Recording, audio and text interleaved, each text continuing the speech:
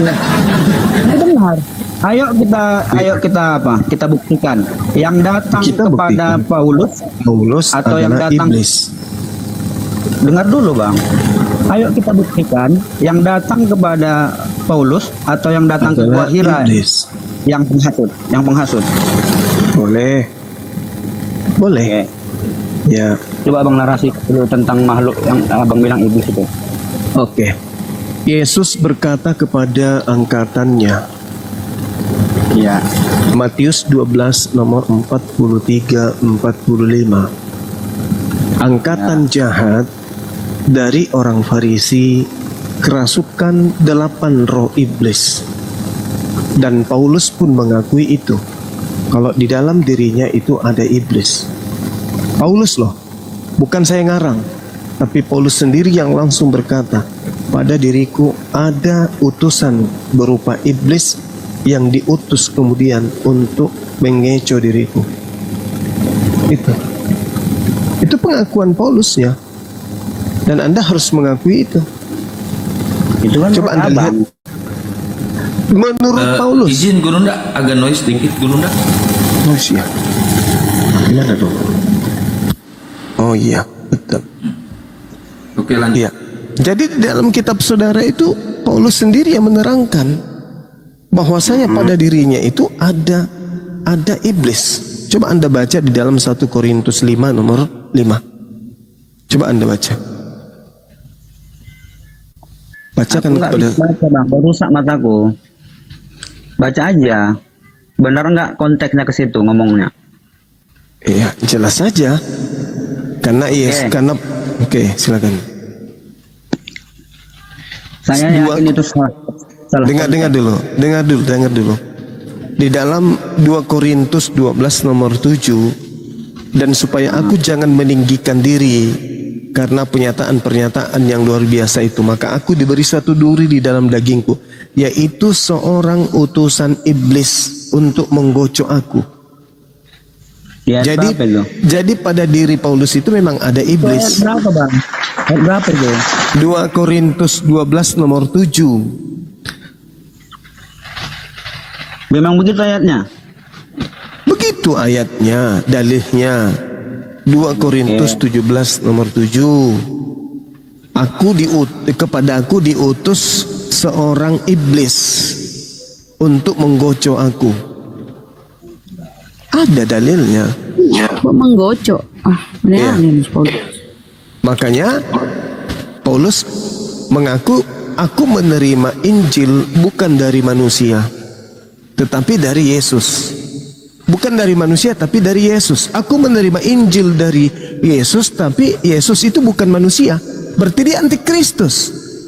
Karena kenapa? Di dalam 2 Yohanes 1 nomor 7, siapakah planos itu? Siapakah penyesat itu? Siapakah pembohong itu? Siapakah dajjal itu? Siapakah antikristus itu? Bukankah dia yang pergi ke seluruh dunia, yang tidak mengaku Yesus datang sebagai manusia? Yesus datang sebagai manusia. Paulus mengaku Yesus datang kepadanya bukan sebagai manusia. Berarti antikristusnya, dajjalnya adalah Paulus. Ya, silakan. Oke, Bang. Memang semua ayat-ayat yang Bang bilang itu memang saya tidak pernah baca karena sudah 20 tahun hampir mata saya rusak. Tapi saya itu yakin salah konteks. Jadi begini, Bang. Begini, Bang. Semua pengajaran Paulus ataupun tulisan Paulus yang tertuang di kitab suci kami itu tidak pernah saya temukan ada perintah dari makhluk yang datang kepada dia. Oh ya? Nggak pernah saya lihat seperti yang masuk ke Gua Hira. Hai Paulus, berkatalah engkau seperti ini. Hai Paulus, lakukanlah seperti ini. Hai Paulus, kerjakan. Nggak pernah saya dengar makhluk itu berulang-ulang datang membisikkan perintah-perintah kepada Paulus, Bang. Nggak pernah itu. Tetapi kalau yang tertuang di dalam kitab suci Abang itu semua bukan dari makhluk Gua Hira itu. Itu bedanya. Apa yang diajarkan kemudian Yesus itu dulu. Yesusnya mengatakan, waspadalah kepada penyesat yang datang kepadamu. Datang kepadamu, bukan datang kepada Nabi Muhammad. datang kepadamu, kepada murid Yesus. Siapa yang datang kepada murid Yesus? Siapa? Nabi Muhammad atau Paulus? Itu dulu poinnya. Jadi dudukkan perkara itu berdasarkan dengan informasi yang ada di Bible-mu. Waspadalah kepada penyesat yang datang kepadamu dengan memakai nama Yesus. Ketika Nabi Muhammad sallallahu alaihi wasallam turun dari Gua Hira, yang menemui Nabi Muhammad itu siapa? Makhluk mengaku Yesus? Bang, ini bukan cerita tentang Muhammad dengan Paulus. Loh, kan Yang kita ceritakan dua makhluk yang datang itu loh. ya iya makanya Yesusnya yang jadi sandaran. Penyesat itu datang kepadamu dengan memakai nama Yesus. Faktanya bang, adakah? Faktanya tidak pernah Roh Kudus datang kepada Nabi Muhammad dengan mengaku Yesus. Justru roh yang datang kepada Paulus itulah yang mengaku Yesus. Udah. Adakah abang temukan roh itu berulang-ulang datang kepada Paulus untuk memberi pengajaran? Sabar, dia mengatakan bahwasanya aku akan pergilah ke desa tersebut, aku akan menuntunmu untuk melakukan pekerjaan apa yang harus kamu lakukan. Itu siapa yang berkata itu? Ya, itu makhluk halus yang mengaku Yesus. Gak ada dia ngomong kayak gitu bang, gak ada. Gak pernah Paulus itu berulang-ulang didatangi makhluk itu bang Juma, gak pernah. Saudara, kalau kamu katakan tidak pernah, lalu dari mana kemudian Paulus menerima 13 buku sementara dia mengatakan bahwasanya aku menerima Injil bukan dari manusia tetapi dari Yesus Kristus. Maaf, biar saya potong dulu ya. Saya bukan bertahan membenarkan semua ajaran Yesus, ajaran Paulus. Anggaplah semua ajaran itu kurang ajar semua. Tetapi ajaran itu kurang ajaran Paulus itu tidak ada sangkut pautnya dengan makhluk itu. Kalau memang salah pun itu semua kesalahan Paulus. Tidak ada sangkut pautnya dengan makhluk itu karena makhluk itu tak pernah mengajarkan apa yang diajarkan Paulus. Loh, dengan berulang-ulang datang katakan ini Paulus. Apa itu yang tidak? Nah, jadi kalau abang anggap pun pengajaran Paulus itu salah semua, itu yang udah salah kita. Saudara, ketika makhluk ini datang kemudian dia katakan kepada Ananias, pergilah, sebab orang ini adalah alat pilihan bagiku untuk memberitakan namaku kepada bangsa-bangsa lain serta raja-raja dan orang-orang Israel. Aku sendiri akan menunjukkan kepadanya betapa banyak penderitaan yang harus ia tanggung oleh karena namaku. Lalu pergilah Ananias ke situ dan masuk ke rumah itu. Ia menumpukan kemudian tangannya ke atas Saulus. Katanya, Saulus saudaraku, Tuhan Yesus yang telah menampakkan diri kepadamu di jalan yang engkau lalui telah menyuruh aku kepadamu supaya engkau dapat melihat lagi dan penuh dengan Roh Kudus. Dan seketika itu juga seolah-olah selaput gugur dari matanya sehingga ia dapat melihat lagi. Ia bangun lalu dibaptis. Dan setelah itu Paulus makan, pulihlah kekuatannya. Makhluk halus yang datang mengaku Yesus itu telah memilih Paulus untuk menuntun Paulus, mengajarkan ajaran Paulus kepada raja-raja dan bangsa-bangsa di luar Bani Israel. Makhluk apa ini yang datang kepada Paulus ini? Mengaku Yesus. Sementara Yesus asli mengatakan, waspadalah kepada Dajjal yang datang kepadamu dengan memakai nama Yesus. Tidak ada Roh Kudus, tidak ada Nabi Malaikat Jibril datang kepada Nabi Muhammad mengaku Yesus. Dengar dulu. Abang bilang itu waspadalah itu ayat, walaupun saya sudah lama nggak membaca, itu ayat untuk akan datang, belum terjadi ayat itu bang. Kata siapa belum terjadi? Kata siapa belum terjadi? Itu ucapan Yesus kepada manusia yang sesama dengan Yesus, bukan di akhir zaman. Jangan Anda pelintir. Oh, nggak ada itu bang, nggak ada.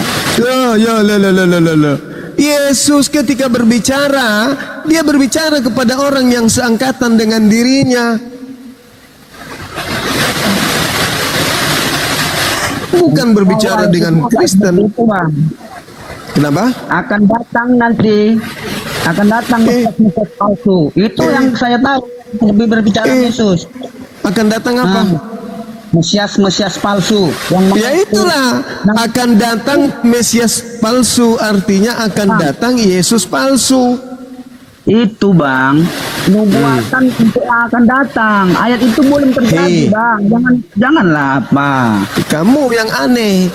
Yesus berbicara dengan siapa? Sabar dulu. Yesus berbicara dengan siapa pada saat dia datang? Pada murid-muridnya. Muridnya Bani Israel? Siapa itu? Tapi Nah, sekarang siapa yang datang kepada muridnya? Hujan di sini, kawan. Sekarang pertanyaan saya, siapa yang datang kepada muridnya? Hujan, kawan-kawan. Kalau saya tutup baru tidak noise.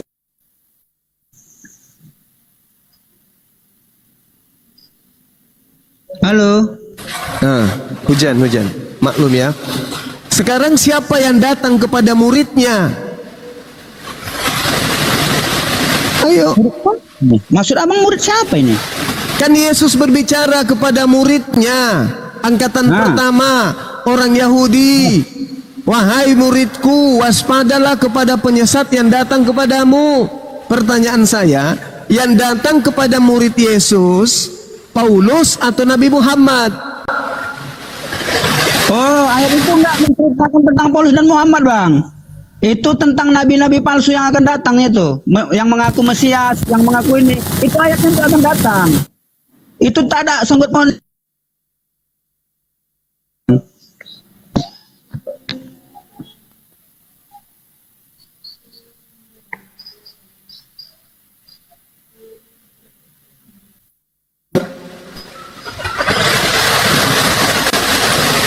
Halo, suara saya kedengaran? Halo.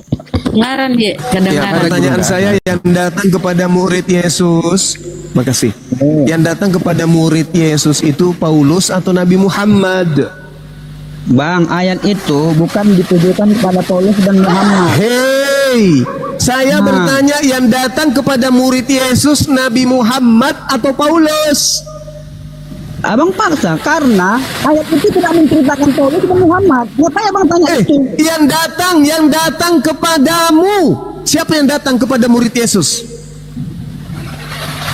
Kepada Muhammad. Nabi Muhammad atau Paulus? Paulus. Paulus, kenapa saudara susah kali kamu itu? Jujur, kenapa? Bukan Karena susah. pada diri Anda itu ada Dajjal yang menghalangi Anda untuk jujur. Abang menghubung-hubungkan ayat yang tujuannya tidak pasti. Kenapa saya menghubung-hubungkan? Anda saja yang tidak waras. Pertanyaan saya, Bung, jangan habiskan waktu saya. Jangan habiskan waktu saya, Bang. Kisah para Rasul, dengar. Kisah para Rasul 22 nomor 4. Aku Paulus telah menganiaya pengikut Yesus sampai mereka mati. Laki-laki dan perempuan kutangkap dan kuserahkan dalam penjara. Itu siapa? Paulus. Paulus kan? Berarti penyesatnya siapa? Penyesatnya gimana? Tentang penyesat. Hei, kan Yesus berkata, waspadalah kepada penyesat yang datang kepadamu dengan memakai nama Yesus. Bang, itu untuk yang akan datang. Kenapa yang akan datang? Yesus berbicara kepada muridnya yang sesaman dengan dirinya. Kenapa kau berpikir yang akan datang, Cahayu? Bang, Kau ingin aku menipu yakin siapa, saudara? Ayat itu tidak seperti itu, aku yakin. Tidak. Karena di Kau dalam mau itu, menipu pada siapa, hari Cok? kedatanganku yang kedua kalinya. Aco, kau mau menipu siapa di sini, Cok? Ada bahasa kayak gitu. Aco, inna belale matin rono aco ulu balang. Kau Coba itu, buktikan dulu, saudara, gimana? saudara, Gimana? dengarkan saya, Mana itu saudara yang Aco, bilang kepada Paulus? Gimana? saudara Aco. Nah. Anda baca Lukas 21 nomor 8. Dengarkan saya kalau kamu masih bisa disehatkan. Di nanti situ saya Yesus baca. berkata begini, sabar. Kata Yesus, "Wahai murid-muridku, ya paman, waspadalah kepada penyesat yang datang kepada kalian dengan memakai nama Yesus dan berkata, akulah Yesus. Waktunya sudah dekat, jangan kamu percaya." Nah, murid bertanya, "Wahai guru, ya paman, kapan itu terjadi?" Kata muridnya. Kata Yesus, "Namun sebelum itu terjadi, terlebih dahulu kamu ditangkap, dianiaya dan disesat dan dimasukkan ke dalam rumah-rumah ibadat dan dipenjara." Siapa pelakunya? Oke. Siapa pelakunya? Boleh saya jawab? Boleh saya Siapa jawab? pelakunya? Siapa pelakunya? Yang menganiaya, menangkap Boleh saya murid jawab? Yesus, mensesa murid Yesus, dan kemudian menghakimi murid Yesus di depan imam-imam kepala. Siapa itu? Siapa pelakunya? Boleh saya jawab? Siapa pelakunya? Boleh. Siapa yang menangkap murid Boleh, Yesus Pak. angkatan pertama? Yang menganiaya murid Yesus angkatan pertama itu siapa? Anggap Paulus sudah. Ah, Paulus. Sudah. Berarti Ya, penyesatnya siapa? Penyesatnya siapa? Anggaplah Paulus sudah. Ya, Paulus sudah. Alhamdulillah. Bagus kalau Boleh saya bicara? Boleh saya bagus bicara? kalau saudara saya itu sudah mulai sehat otaknya. Mudah-mudahan Boleh kamu bisa saya merenungkan bahwa penyesat yang dimaksud oleh Paulus, asisten Dajjal yang datang kemudian itu adalah Paulus yang menurut Yesus. Demikian. Boleh saya jawab? Ya, silakan. Apa? Masih mau menjawab? Hah? Kan dengar dulu, kan saya Dulu. bilang, kan dengar dulu Juma. Saya bilang tadi, maupun kau anggap salah ajaran Paulus itu tidak benar. Sudah. Yang penting kamu kita imani bahas kan? ini makhluk yang ini yang kita bahas, bukan Paulus dan Muhammad yang kita bahas, bukan. Hei, justru Kan sudah Paulus saya bilang. itu, justru Paulus itulah dinubuatkan pertama kali dia bertobat. Setelah dia bertobat dari Yang kita bahas penganiaya apa? murid Yesus, baru dia semakin menjadi-jadi. Jadi pertama bahas dia ahli siapa? Taurat. Pertama Yang ahli kita Taurat bahas dia. siapa? Iblis yang datang kepada Paulus. Alamak. Abang udah aku bilang, walaupun ajaran si Paulus itu sesat semua, tidak ada sangkut pautnya dengan iblis itu. Justru Yang kita dia bahas sesat ini. karena iblis itu. Kemana otaknya orang ini? Coba buktikan Paulus didatangi berulang-ulang oleh iblis itu, coba. Apa? Coba buktikan, adakah berulang-ulang iblis itu datang pada Paulus mengajarkan seperti saya? Katakan Ananias berkata, aku akan menjadikan Paulus ini sebagai orang yang memberitakan namaku kepada bangsa-bangsa lain serta raja-raja dan orang-orang Israel. Ada iblis itu datang kepada Ananias itu. Ya, dia datang selama Paulus menulis buku. Aduh, itu udah Aduh. itu bang. Hei, Ayo kita bahas, Hey. makhluk Hey. yang datang ke Gua Hira, yuk. iya ngapain ke Gua Hira? Kan Karena dasar nggak bisa pijak. buktikan, nggak bisa buktikan makhluk itu Dasar datang berulang-ulang pijak. kepada Paulus. Dengar. Sederhana untuk memahami itu, sederhana. Sekarang saya tanya sama mu nih, yang menjadi penerima firman antara Yesus dan Paulus itu siapa? Yang menerima firman dari Elohim, Yesus atau Paulus? Hei, saudara, acak, jangan mencret celana, acok. Hui. Mari kita berdiskusi, acok. Jangan kau pingsan duluan. Iya. Aco, aco, aco. Yesus Pakailah yang mengaku. otakmu. Aco, aco puru-puru apa jana. Yesus yang firman, udah cakap aja. Sekarang yang menerima firman itu adalah Yesus. Ah ya. Yang menerima firman di Islam itu adalah Nabi Muhammad. Paulus ini nerima firman dari mana? Ya bikinlah anggap dari dirinya sendiri. Lah.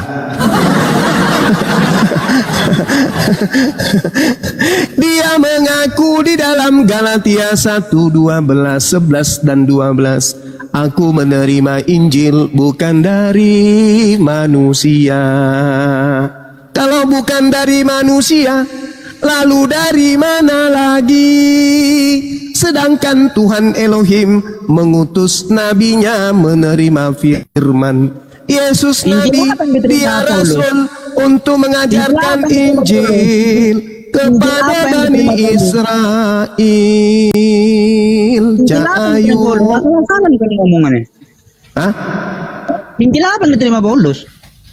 Lah, baca Galatia 1 nomor 11 nomor 12. Aku menerima Injil bukan dari manusia, tapi dari pernyataan makhluk yang bernama Yesus Kristus. Oh, enggak ada gitu. Enggak ada gitu bacaan, enggak ada. Baca Galatia 1 nomor 11 nomor 12. Baca.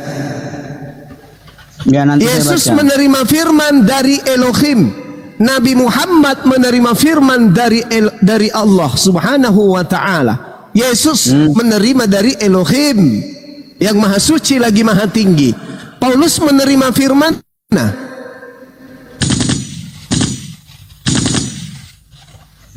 Jangan ke situ karena jangan ke situ. Bukan, Jangan Bang ke Juma situ. itu.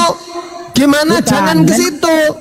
Memang ku akui Bang Juma itu pandai semua ayat. Cuman Bang Juma itu untuk menyuram-nyuramkan untuk supaya orang bisa jawab. Aku tahu Bang Juma itu kayak mana.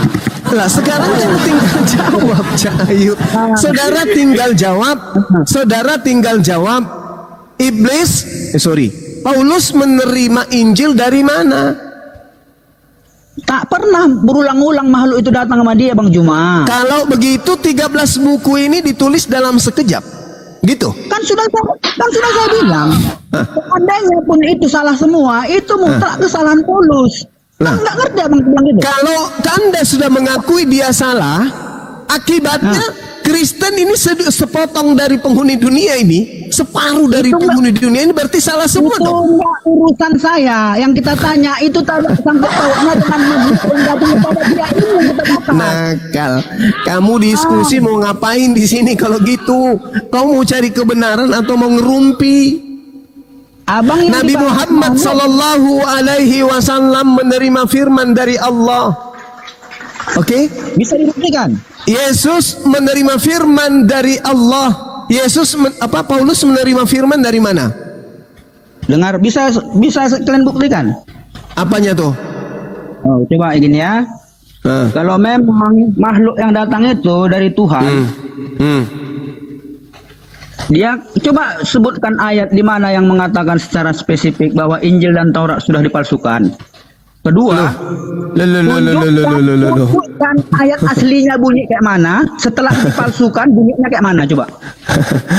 Begini saudara, untuk mengetahui bahwa kitabmu itu palsu, Nabi Musa menerima Taurat itu dalam bahasa apa? Muncul. Yang datang ke gua Manusia yang lahir dari tanah sengketa muncul. Pertanyaan saya, Saudara Acoy, Saudara Acoy, Nabi Musa menerima Torah dalam bahasa apa? Ibrani. Kitabmu bahasa apa? Bukan itu yang dibahas, Bang. Jangan dari situ. Kitabmu bahasa apa? Sudah aku bilang, kau itu kalau Saya ulang. Nabi Musa menerima Torah bahasa Ibrani, kitabmu bahasa Indonesia. Pertanyaan saya, yang asli dan yang palsu yang mana? Yang Ibrani atau yang Indonesia? Buktikan ayat aslinya bunyinya seperti apa setelah dipalsukan. Bisa. Saatnya ketawa jahat. Saudara, Anda tadi mengakui Nabi Musa menerima Torah dalam bahasa apa? Di mulutku abang berak tiap hari kalau bisa abang jawab tadi pertanyaanku tuh. Tanpa saya di mulut Anda aja sudah kayak gitu modelnya. Pertanyaan saya, Nabi Musa, seperti apa coba? Nabi Musa menerima Torah bahasa Ibrani katamu kan? Kitabmu bahasa Indonesia. Pertanyaan saya, yang mana yang asli? Ibrani atau Indonesia? Yang kita bahas makhluk, bukan Nabi Musa. Dari tadi abang nggak paham saya bilang. Yang kita bahas makhluk, bukan Nabi Musa. Tapi Anda menyeret ke sana. Pertanyaan saya berulang nih. Bosan nih saya mendengar bertanya yang ini. Yang kita bahas tadi pertama tadi apa? Makhluk. Ayo, bang, makhluk. Ayo bang. Makhluk. Iya, Anda kan bertanya, Anda tunjukkan yang mana yang asli, mana yang palsu. Maka saya tanya, Nabi Musa menerima Torah dalam bahasa Ibrani, kitabmu bahasa Indonesia. Yang asli yang mana? Yang Ibrani dong. Berarti yang Indonesia asli atau palsu? Makhluk itu tak pernah datang kepada Nabi Musa. Lari lagi. Lari lagi. Abang licik. Nah, loh, kamu bertanya Torah datang kepada Nabi Musa pernah. Kamu itu mau bahas apa, Bung? Mau bahas apa dulu nih? Tentukan dulu temanya yang mana mau dibahas ini. Saya mengikuti arahmu. Tadi kau katakan mana Torah asli, mana yang palsu. Kan itu pertanyaanmu. Saya tanya, Nabi Musa menerima Torah dalam bahasa apa? Ente jawab bahasa Ibrani. Muncul pertanyaan seketika. Yang mana yang asli? Bahasa Ibrani atau bahasa Indonesia?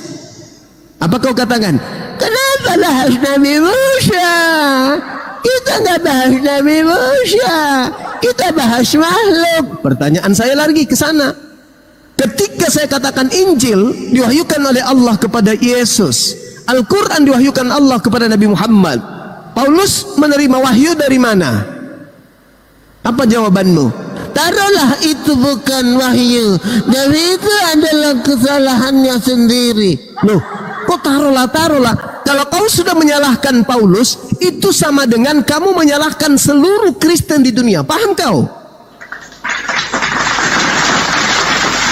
Kalau kau sudah mengatakan Paulus itu salah, berarti seluruh Kristen di dunia ini salah. Gitu dong, bro. Ayolah, ayo. Jadi manusia yuk. Tanda. Izinkan Gimana deh? Cuy, tombol kabur ke sebelah kanan pojok atas.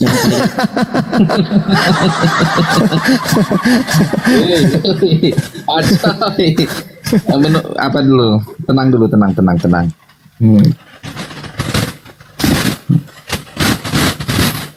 Oke ya, jelas ya bahwa yang diutus menerima firman itu adalah Yesus, bukan Paulus. Jadi Paulus ini menerima firman dari mana kalau bukan dari Yesus? Dari Mesias palsu. Itu kesimpulannya. Salah kau cuma. Apanya yang salah? Dia mengaku kok Mesias palsu. Saudara, Enggak. itu pengakuan Yesus loh, bukan pengakuan saya loh. Yesus loh yang berkata itu, bukan aku loh. Pada saat Paulus bertemu dengan Yesus di perjalanan Itu bukan ke Tarsus, Yesus itu bukan Yesus dulu. Itu bukan Yesus. Pada cahaya itu berkata, dan ada saksinya orang yang bersama dengan Paulus itu mendengar bahwa suara itu berkata, akulah Yesus yang kau aniaya. Jelas itu sekarang, kau jangan garang-garang, kau jangan membelokkan kau jadi penyesat. Sekarang Yesusnya mengatakan penyesat itu banyak atau satu orang? Sabar, itu sekarang kau kan tadi kalau ku simak-simak dari gaya bahasamu, seolah-olah pada saat Yesus mengatakan itu kepada murid-muridnya, pada saat itu Yesus masih hidup dan mengatakan itu di depan murid-muridnya dan di depan, bisa saja depan orang banyak, seolah-olah itu hanya pada murid. Salah kau. Makanya menginterpretasi ayat Alkitab itu nggak segampang cara kau Tidak usah kau persulit. Tidak usah kamu persulit. Memang nggak Jangan sanggup. kau persulit. Aku kasih kau 1 contoh cuma. Jangan kamu persulit. Dengarkan saya. Yesus berkata bahwa akan datang Yesus palsu. Kamu akui atau tidak? Mesias palsunya katanya. Kau banyak kali ceritamu. Yesus palsu kan? Mana Yesus itu? Hey, Mesiasnya palsu. Mesiasnya memakai namaku. Namanya Yesus siapa? Nama Yesus siapa? Sekarang kutanya dulu kau, Mesias itu artinya apa? Sekarang pertanyaan saya, Mesias itu memakai nama Yesus, betul? Mesias palsunya datang memakai nama Yesus, betul? Mesias palsunya memakai nama Yesus. Nabimu pun pakai nama Yesus. Nabiku namanya Nabi Muhammad. Cak Ayu, jangan kau nipu di sini. Jangan kau nipu. Lebih banyak Mesias palsunya itu ngaku Yesus. Nabi Muhammad tidak pernah mengaku bertemu dengan Yesus atau mengaku Yesus. Nggak pernah. Jangan kau cungkir balikkan keadaan. Yesus berkata kepada Bani Israel, oke, waspadalah kepada diam. Waspadalah kepada penyesat yang datang kepadamu dengan memakai namaku.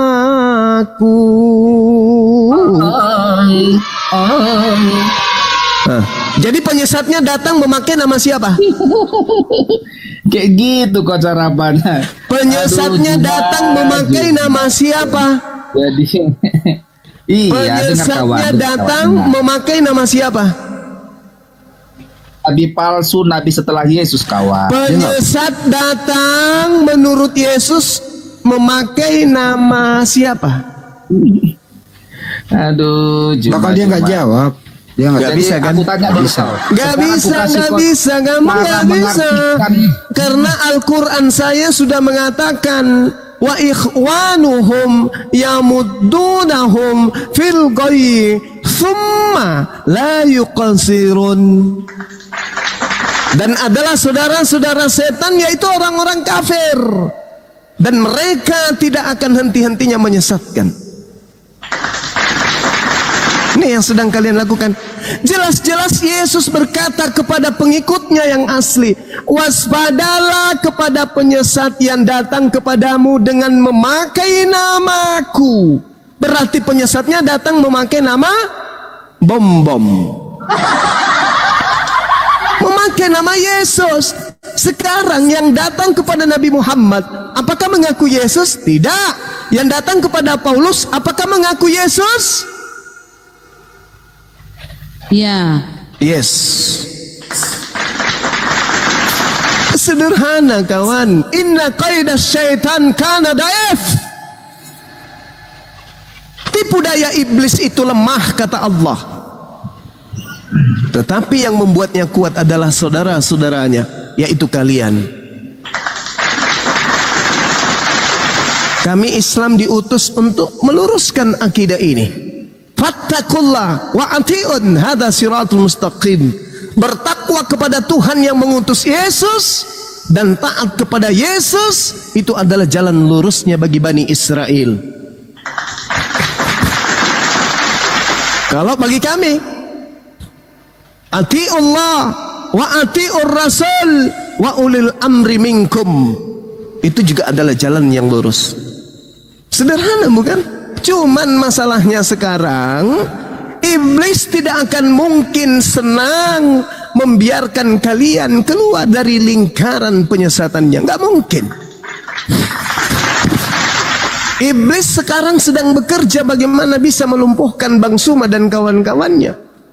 Kenapa? Karena sudah banyak kemudian korban iblis yang tersadarkan dari tidur panjangnya.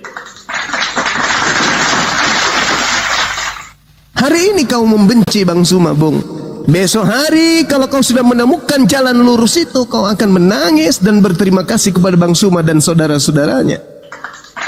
Betapa kami gigih memperjuangkan supaya kalian itu bisa selamat. Yesusnya berkata, waspadalah kepada penyesat yang datang kepadamu dengan memakai namaku. Berarti penyesatnya datang dengan memakai nama Yesus. Yang datang kepada Paulus ngaku apa? Ngaku Yesus. Bagaimana tolak ukurnya kemudian?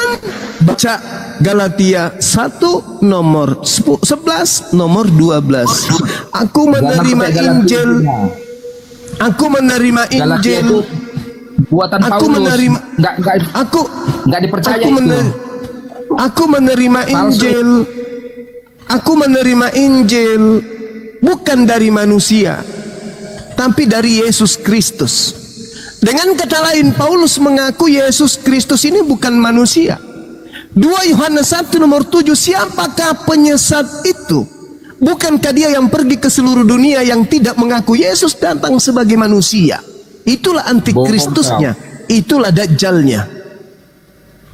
Dalil kata Tuhanku apa? Wa makaru wa makarallah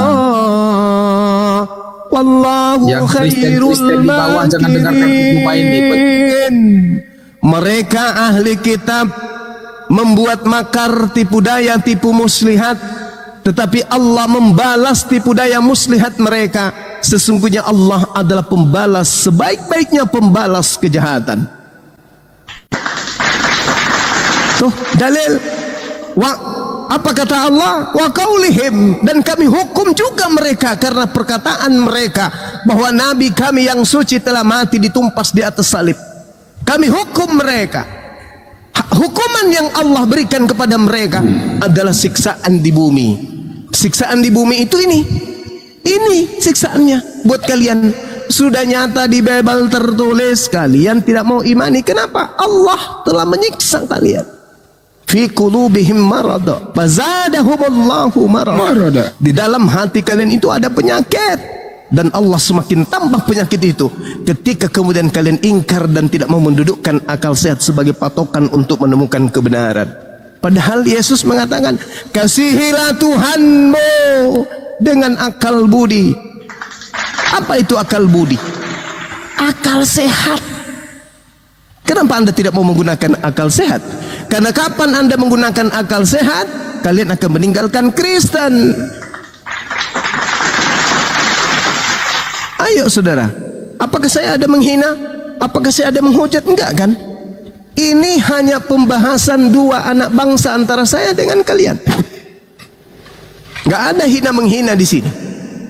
Adakah kemudian makhluk yang datang kepada Nabi Muhammad ketika kemudian dikatakan dalam Al-Quran, Qul nazzalahu ruhul qudusi min rabbika bil haqqa liyuthabbital ladhina amanu wa hudaw wa busyra lil muslimin? Adakah di situ pernyataan akulah Yesus? Gak ada.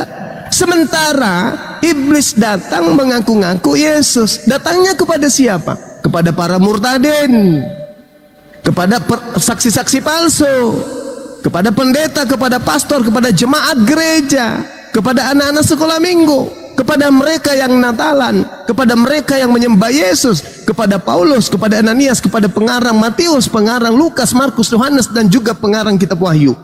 Inilah mereka yang disebut Yesus di dalam kitab Anda sendiri. Bukan saya menghina, tetapi coba Anda keluar dari sana dengan kaidah-kaidah yang benar. Dudukkan kerangka berpikir Anda berdasarkan iman Anda dengan dalil yang Anda imani. Jangan hujat pribadi Bang Suma, itu tidak akan mempan. Saya tidak akan goyang dengan hujatan itu. Tapi tolong diskusi ini dihargai. Kita anak bangsa, ditonton ribuan manusia. Ketika kita kemudian mempertemukan dalil, maka kita harus menghargai dalil itu. Untuk apa kita beragama kalau agama itu menghantarkan kita ke neraka? Buat apa? Kita egois. Pokoknya saya paling benar, agamaku yang paling benar. Cuy, sejengkal kamu tinggalkan bumi ini menuju alam barzah, apa yang bisa kamu lakukan? Ketika kau ditanya, siapa yang mengajarkan kau menyembah anak manusia bernama Yesus? Jawabanmu apa? Iblis tertawa. punya teman ke neraka. Ayo, siapa yang mengajarkan kalian ibadah minggu? Jawabanmu apa? Bingung. Mau bilang Yesus, Yesus tak pernah. Mau bilang Elohim, Elohim tak pernah. Apa yang kalian bisa saat itu? Nggak ada. Siapa yang bisa menolongmu? Nggak ada.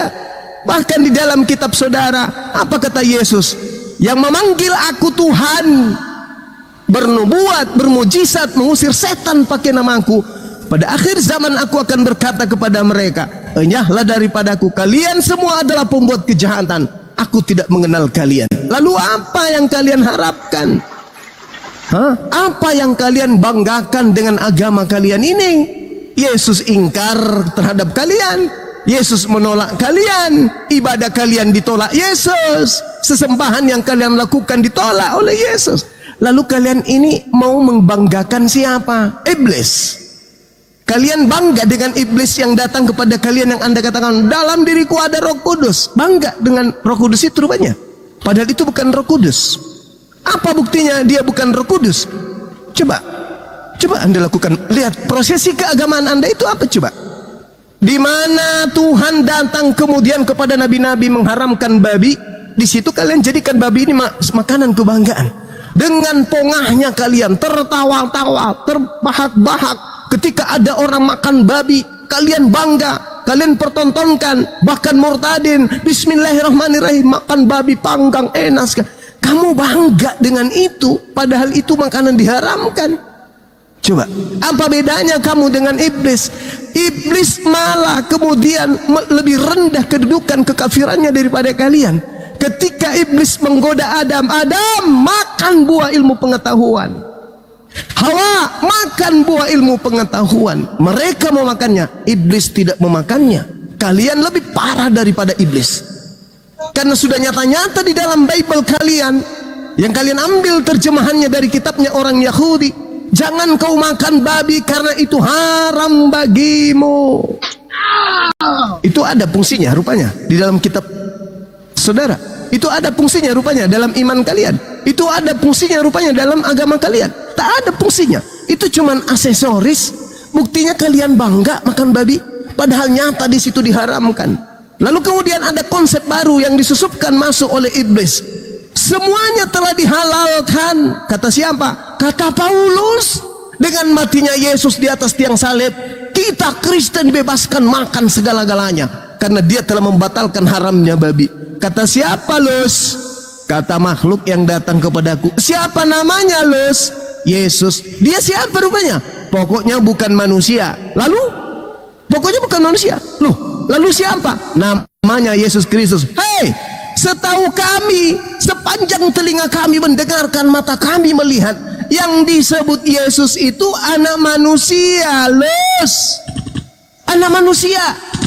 Mau sampai kapanpun dia anak manusia.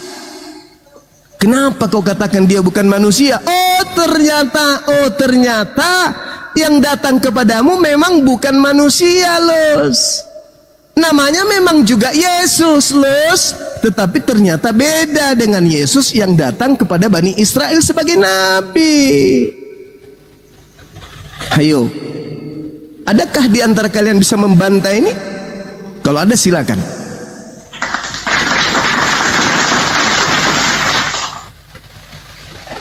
Kemana-mana jadi kemana-mana jangan begini. Saya masih seputar itu, Bang. Yang datang kepada Paulus bukan Yesus manusia, Yang datang tetapi kepada Muhammad. Mesias.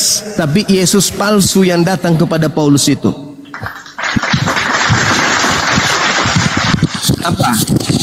Apa yang ingin kau pertanyakan? Yang datang kepada saya. Selamat malam Bang Suma. Malam Bang, malam.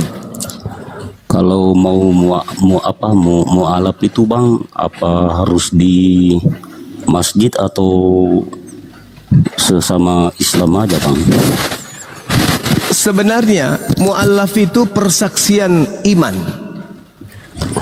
Persaksian iman bahwa kita menyadari sepenuh hati dengan ikhlas, ridho, mengakui tidak ada Tuhan selain Allah yang maha suci lagi maha tinggi, dan mengakui Nabi Muhammad sallallahu alaihi wasallam adalah rasul dan nabi penutup daripada nabi-nabi.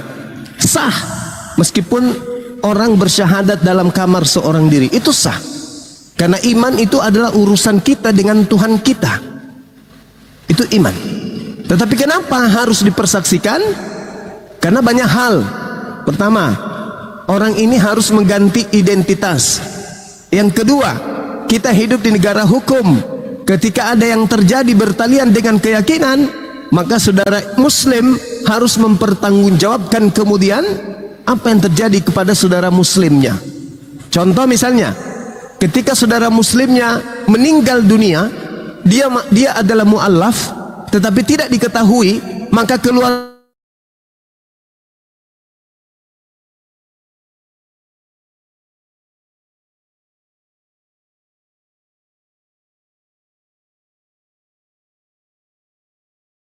Islam yang adalah saudaranya harus mengambil jenazahnya untuk dimakamkan secara islami.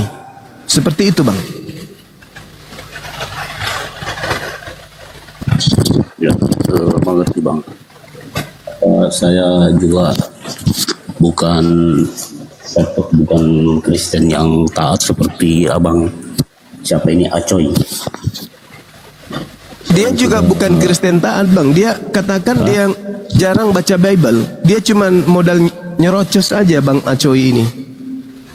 Kalau saya, Bang, kemarin curhat sama pendeta, disuruh baca Bible, katanya secara mendalam. Justru saya kayak tersesat. Karena saya tidak tahu Waduh. mengakui Tuhan itu dia seperti apa. Cari Tuhan untuk mengakui dia sebagai Tuhan itu di mana? Baca ayatnya di mana? Iya. Sebenarnya gini, Bang. Kalau kita belajar tentang Bible ya, satu-satunya manusia selepas Nabi Musa alaihissalam yang bisa menjelaskan tentang Tuhan pencipta langit dan bumi itu hanyalah Yesus, bukan Paulus. Di dalam Yohanes 1:18 tidak ada seorang pun yang pernah melihat Allah, tetapi anak tunggal yang ada di pangkuannya, dialah yang menjelaskan tentang Tuhan tersebut. Dialah yang kemudian menerangkan, dialah yang mentafsirkan tentang Tuhan itu seperti apa, bagaimana, apa maunya, apa yang dikehendaki, apa larangannya, adab, apalah perintahnya. Itu Yesus yang punya tugas itu untuk menjelaskan itu. Tak ada seorang pun yang punya hak kecuali dia pada masanya. Nggak boleh. Makanya di dalam Yesaya 31, Bang, nomor 31 sampai 34, apa kata Tuhan di sana? Setelah dia melakukan perjanjian baru kepada Bani Israel, aku akan mengadakan perjanjian baru kepada Bani Israel dan Bani Yehuda, yaitu aku akan memasukkan hukum Taurat ke dalam batin setiap mereka. Jangan lagi ada orang yang mengajarkan tentang Tuhan, bahwa kenallah Tuhan itu, bahwa Tuhan itu begini, Tuhan itu kayak ini, Tuhan itu kayak begini. Jangan lagi, karena mereka sudah mengenal aku. Dan aku tidak akan lagi mengingat-ingat dosa mereka, tetapi aku akan menghapuskan dosa-dosa mereka. Tak ada lagi, jangan lagi ada orang mengajarkan Tuhan itu kayak begini loh, Tuhan itu begini, Tuhan itu enggak, jangan lagi. Jadi Yesus datang bukan mau menjelaskan aku Tuhan, enggak. Yesus datang menjelaskan Tuhan itu lebih besar dia daripada aku. Tuhan itu satu-satunya Tuhan dan aku hanya utusan. Tuhan itu di langit, di surga. Tuhan itu lebih besar daripada segala-galanya. Itu kata Yesus. Aku tidak dapat berbuat apa-apa. Yang maha kuasa itu adalah Bapakku. Yang memberikan kemuliaan itu adalah Bapakku. Yesus datang untuk mentafsirkan Tuhan itu. Makanya dikatakan, sudah sekian lama engkau bersama aku, wahai siapa? Wahai Filipus. Mengapa engkau masih minta tunjukkan Bapa itu kepada aku? Barang siapa yang melihat aku, itu sama dengan melihat Bapa. Karena aku adalah utusan Bapa. Aku berkata bukan dari diriku sendiri, Yohanes 14:24, tetapi perkataan yang keluar dari mulutku adalah perkataan yang diperintahkan oleh Bapa untuk aku katakan dan aku sampaikan. Makananku adalah melakukan pekerjaan-pekerjaan yang aku lihat Bapa mengerjakannya, maka aku pun melakukannya. Yohanes 3 nomor 34. Jelas itu. Yohanes 4 nomor 43. Jelas itu, Bang. Jadi Yesus yang punya hak, yang punya wewenang menjelaskan tentang Tuhan. Maka apa simpul akhirnya? Yohanes 17 nomor 3. Hidup kekal. Simpul akhirnya itu, untuk apa kita beragama kalau kita tidak mendapatkan hidup kekal? Sedangkan hidup kekal menurut Yesus konsepnya ada dua yang harus kita imani. Yang pertama, mereka mengenal Engkau satu-satunya Tuhan yang benar, dan yang kedua, mengenal Aku yang Engkau utus. Berarti konsep hidup kekal hanya ada di Islam. Apa itu? La ilaha illa huwa, pencipta langit dan bumi, wa Yesus Rasulullah. Hanya itu, tak ada yang lain. Karena itu adalah konsep yang Yesus tawarkan. Hidup kekal itu adalah mereka mengenal Engkau satu-satunya Tuhan yang benar, dan mengenal Yesus yang Engkau utus. Kalau satu-satunya, jangan ditambah, jangan dikurangi, jangan ditambahi. Satu-satunya. Kata siapa? Kata Yesus. Jadi saudara, Yesus itu datang sebagai juru selamat, bukan untuk mengimaninya sebagai juru selamat. Maka kita harus mendudukkan dia sebagaimana ajarannya tentang dirinya. Siapa aku menurut aku? Siapa Yesus menurut Yesus? Coba ya. Ini ada satu hal yang menarik, saudara. Ketika kemudian saya membaca sebuah dalil di dalam kitab saudara, saya itu malu. Malu semalu-malunya. Kenapa saya katakan saya malu semalu-malunya? Karena di dalam kitab saudara, di situ sangat jelas diterangkan kemudian bagaimana ibu kandungnya Yesus dalam memandang anak kandungnya bernama Yesus. Ibunya sangat luar biasa kemudian mengandung dan membesarkannya seorang diri. Ketika kita lihat kemudian pada masa ibunya mengatakan bahwa, anakku, kamu kemana aja? Aku dan ayahmu cemas. Dia cemas. Kenapa dia cemas? Karena mereka kehilangan Yesus beberapa hari. Itu diterangkan di mana ya? Di Lukas 2 ya teman-teman. Lukas 2 48 sampai 51. Apa kata ibunya? Nah, mengapa engkau berbuat demikian terhadap kami? Ibumu, aku cemas mencari engkau. Hei, ibu kandung dari Yesus cemas ketika anaknya melakukan pengajaran Torah kepada ahli Taurat di dalam sinagoge. Tanpa izin dia meninggalkan ibunya. Ketika ibunya cemas mencarinya kemana-mana, lalu kemudian dia temukan Yesus. Apa kata ibunya? Nah, ya mami, mengapa engkau berbuat demikian terhadap kami? Bapak tirimu dan aku, mama kandungmu, dengan cemas mencari engkau. Ini seorang ibu kandung mencari anak kandungnya, cemas. Tiba-tiba sepeninggal sang anak dan ibu, dilantik jadi Tuhan. Kalau ibunya tahu anak kandungnya adalah Tuhan pencipta langit dan bumi, boro-boro cemas. Lawang anakku Tuhan, anakku pencipta, dia datang cuma numpang lewat, hanya ingin pecahin perawan gue. Ngapain gue cemas? Lo dia Tuhan. Faktanya apa? Wanita yang mengandung, wanita yang melahirkan, wanita yang memandikan, menetein, membesarkan, cemas ketika Yesus meninggalkan rumah. Kok ibunya nggak tahu kalau anaknya itu Tuhan? Yang lebih tahu Yesus adalah ibu kandungnya. Yang lebih tahu Yesus adalah bapak tirinya. Yang lebih tahu Yesus adalah sepupu-sepupunya. Yang lebih tahu siapa Yesus adalah family, keluarganya, tetangganya, orang terdekatnya, yang memandikan, yang mencebokin, yang membesarkan, yang menetein, yang menyuapin. Dia lebih tahu tentang Yesus daripada kita. Siapa Yesus menurut ibunya? Seorang anak yang meninggalkan rumah dan yang telah membuat ibunya cemas. Tuhan? No. No. Bukan Tuhan. Dia anakku, kata Maria. Nak, kenapa kau membuat aku cemas? Dia anaknya Maria, dia anakku. Nah, sekarang kita hidup di zaman modern. Masihkah kita ingin hidup di zaman batu, mempertuhankan kepada yang bukan Tuhan, hanya gara-gara makhluk yang datang ngaku-ngaku Yesus, sedangkan Yesus asli sudah mengatakan, waspadalah kepada penyesat yang datang kepadamu dengan memakai nama Yesus. Dia akan menyesatkan banyak orang. Bang Suma, ya paman, itu tertulis rupanya. Yes, di mana Bang Suma?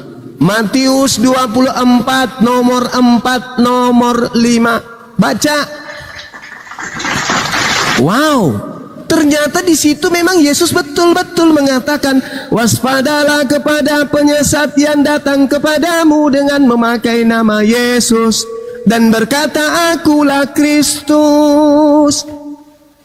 Dan dia akan menyesatkan banyak orang. Bang Suma ngarang. Buka Bible. Loh, kok Bang Suma percaya Bible? Hei, kalau pakai Quran bahaya. Bahaya kalau pakai Quran. Bahaya. Karena Al-Quran membahas secara detail tentang tipikal ciri-ciri orang-orang kafir yang mempertuhankan makhluk Tuhan bernama Yesus. Bahaya bagi Quran, bahaya. Maka cukuplah Bible memuntahkan isinya. Cukuplah Bible yang menguraikan isinya. Maka cukuplah pengiman Bible, orang-orang yang percaya kepada Bible, untuk mengimani dan percaya berdasarkan naluri akal sehatnya. Adalah satu kehancuran apabila kita punya kitab yang kita imani, tetapi kita tidak percaya isinya. Adalah satu kebodohan ketika kita mengaku memeluk sebuah agama, mengkitabkan sebuah kitab, tapi isinya kita tidak imani. Itu jahil. Ulaika hum syarrul bariyah. Al-Quran akan semakin nampak kebenarannya. Mereka punya kitab namanya Bible, tapi mereka tidak percaya isinya. Mereka mati-matian memperjuangkan, ini firman Tuhan, ini firman Tuhan, ini firman Tuhan, tapi isinya tidak diimani. Ya percuma. Itu jahil. Makanya Al-Quran mengatakan, ulaika hum syarrul bariyah.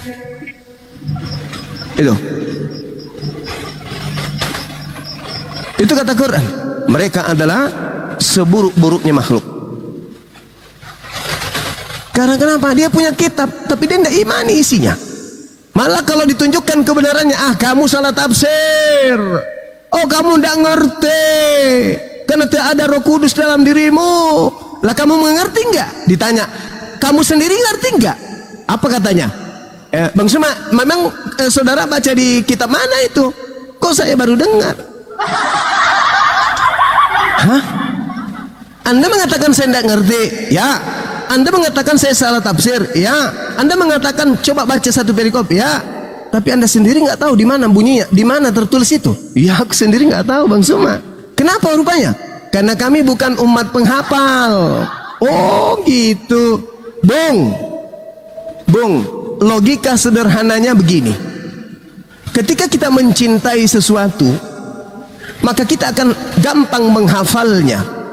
Anak bayi nih, anak kecil, semisal bayi dinetein sama ibunya, nangis dia kan,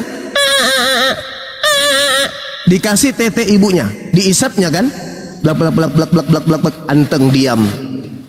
Coba kalau dia nangis, kau kasih jarimu, mungkin 1 menit masih anteng, 2 menit pasti dia nangis.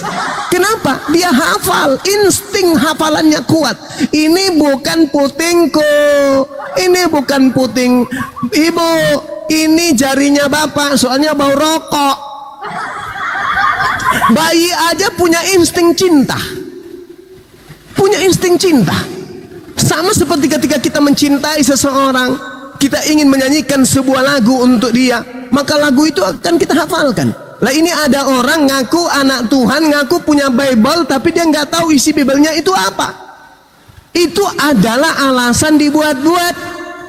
Kenapa? Karena tidak ada tarik menarik, tidak ada daya tarik, tidak ada daya cinta. Tidak ada hikmat di situ. Tidak ada hikmat yang tersimpan di dalam buku tersebut. Kenapa? Terbukti penganutnya, yang mengimaninya, yang memegangnya sebagai buku panduan, tidak mengetahui isinya, tidak menghafal isinya, tidak bisa baca original teksnya. Kenapa? Karena pada sejatinya di situ tak ada cinta. Kenapa mereka